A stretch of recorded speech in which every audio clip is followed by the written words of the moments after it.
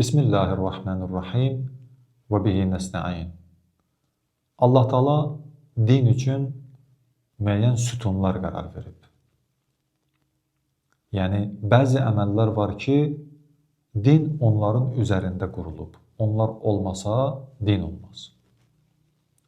İnsanın dini olması üçün gərək bu əməllər mütləq insanın həyatında ola. Onlardan biri namazdır. Gündəlik ibadət. Hədislərin birində buyurulur ki, Əs-salatu amudud-din. Namaz dinin sütunudur. İn qubilət, qubilə ma sivaha. Əgər qəbul olunsa, namaz qəbul olunsa, ondan sonraki əməllər də qəbul olunacaq. Və in ruddət, ruddə ma sivaha. Əgər namaz qəbul olunmasa, yəni insanın namazı namaz olmasa və yaxud ümumiyyətlə insan namaz qılan olmasa, onun o biri əməlləri də qəbul olunmaz. Çünki hər bir şey sütun üzərində qurulmalıdır. Hər hansı bir binanı tikirsənsə, birinci gərək onun bünövrəsini və sütununu qurasan. Əgər sütunu qurmasan, damı onun üstündə tikə bilməzsən. Namaz din üçün sütundur. Namaz qəbul olunandan sonra artıq digər əməllər də, yaxşı əməllər də qəbul olunur. Məsələn, yardım və digər ictimai və fərdi əməllər də qəbul olunur. Təfsir alimlərindən olan Mövsüm Qiraatiyə bu hədis barədə sual verirlər. Deyirlər ki, niyə namaz qəbul olunmursa, digər əməllər də qəbul olunmur? Axı, insan namaz qılmasa da bir çox əməllər yerinə yetirib. Yaxşı əməllər yerinə yetirib. O əməllər gərək qəbul olunsun Allah tərəfindən. Yaxşı bir cavab verir. Buyurur ki, maşın sürən təbii ki, sənədləri qaydasında olmalıdır. Bütün sənədləri qaydasında olmalıdır. Əgər bir maşın idarə edən, avtomobil idarə edəni yol polisi saxlayarsa, birinci ondan nə tələb edər? Təbii ki, sürücülük vəsiqəsini tələb edər.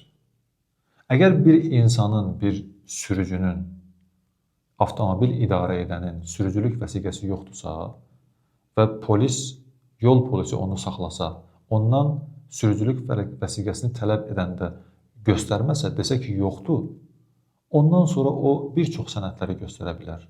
Öz şəxsiyyət vəsiqəsini göstərə bilər, pasportunu göstərə bilər, maşının sənədini göstərə bilər. Bunların heç biri qəbul olunmayacaq.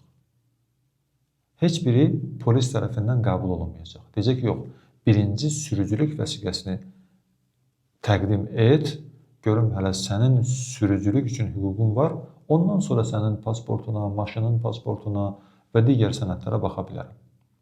Bu bir misaldır. Namaz da belədir. Namaz insanın sürücülük vəsiqəsi kimi bir şeydir. İnsandan ilk soruşulan namaz olacaq. Və o namaz yoxdursa, artıq digər əməllər insandan qəbul olunmayacaq və soruşulmayacaq. Digər tərəfdən də biz, bəli, namaz qılan ola bilərik, namazı icra edən ola bilərik. Amma namaza biz gərək təkcə fərdi ibadət kimi baxmayaq. Namazın insanın ictimai həyatında böyük təsirləri var. Namaz həm də ictimai ibadətdir. Əbəs yerə deyil ki, cəmiyyətlə namaz qılmaq tövsiyə olunub. Cəmaat namazı təşkil etmək tövsiyə olunub. Əbəs yerə deyil ki, cümə günü cəmaat namazına insanlar tələsməlidir, cəmaat namazında iştirak etsin. Əbəs yerə deyil ki, bayram namazları, fitir və qurban bayramı namazları cəm halda qılınması daha yaxşıdır. İctimai bir ibadət kimi də gərək insan buna baxsın. Cümə namazı ona görə ictimai namazdır ki, insan cümə namazında həftəlik müəyyən mənəvi moizələr eşitməlidir və gündəm hadisələrdən, ictimai siyasi hadisələrdən agah olmalıdır. Bu bir ictimai siyasi bir məsələdir. Diqqət edirsiniz. Və həm də mənəvi bir məsələdir. Çünki orada mənəvi, əxlaqi bir xütbə də var. Bu, namazın ictimai məsələ olmasından xəbər verir.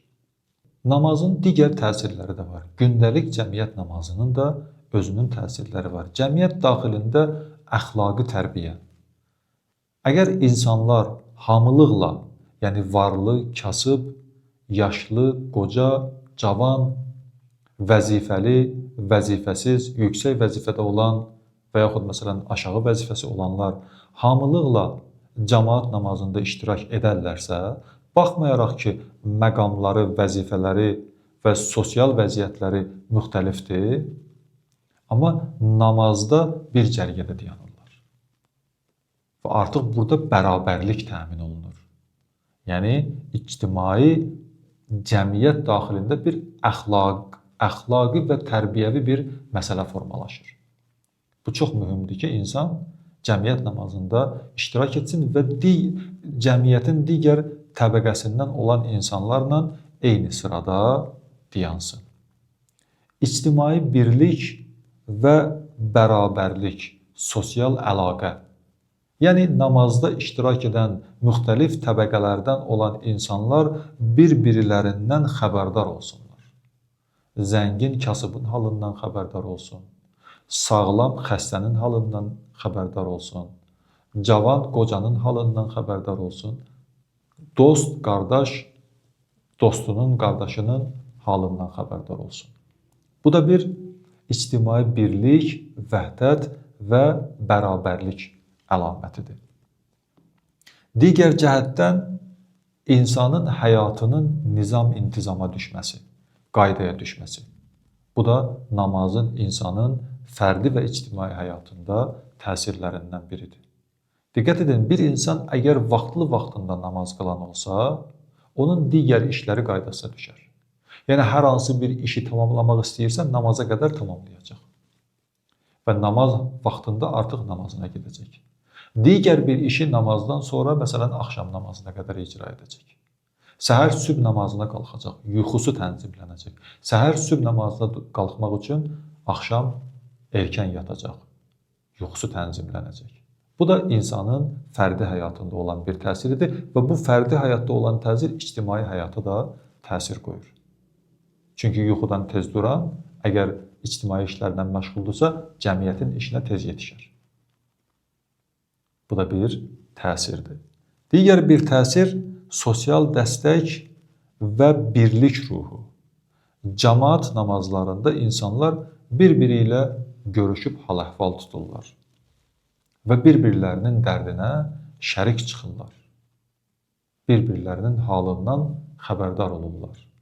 Və hər kəs bir ehtiyaclıya kömək etmək istəyərsə, onun halından xəbərdar olandan sonra gərək ona kömək etsin. Digər bir məsələ bundan ibarətdir ki, sülh və əmin-amanlıq, cəmiyyət içində sülh və əmin-amanlıq yaranır. Namaz qılan əgər həqiqi namaz qılan olsa, artıq cəmiyyətin üzvlərinə ziyan vermək istəməz. Yəni, vəzifəli namaz, həqiqi namaz qılan olsa, insanların işini düzgün yerinə yetirər, ədalətlə yerinə yetirər. Rüşvət almaz, aldatmaz. Ticarətçi bazarda əgər həqiqi namaz qılan olsa, insanları aldadıb onlardan artıq xeyir götürməyə çalışmaz. Və digər cəmiyyətdə olan, müəyyən təbəqələrdə olan insanlar, artıq onlardan təhlükə gözlənilməz.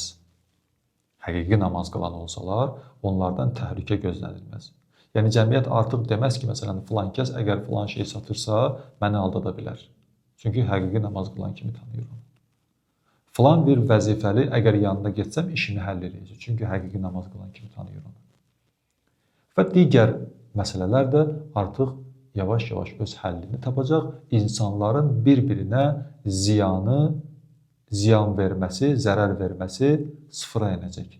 Cəmiyyətdə bir sülh və əmin-amanlıq əhval-ruhiyyəsi yaranacaq. Bu məsələlər namazın insanın fərdi və ictimai həyatında olan təsirləridir. Yetər ki, insan həqiqi namaz qılan olsun. Namaz həqiqi namaz olsun.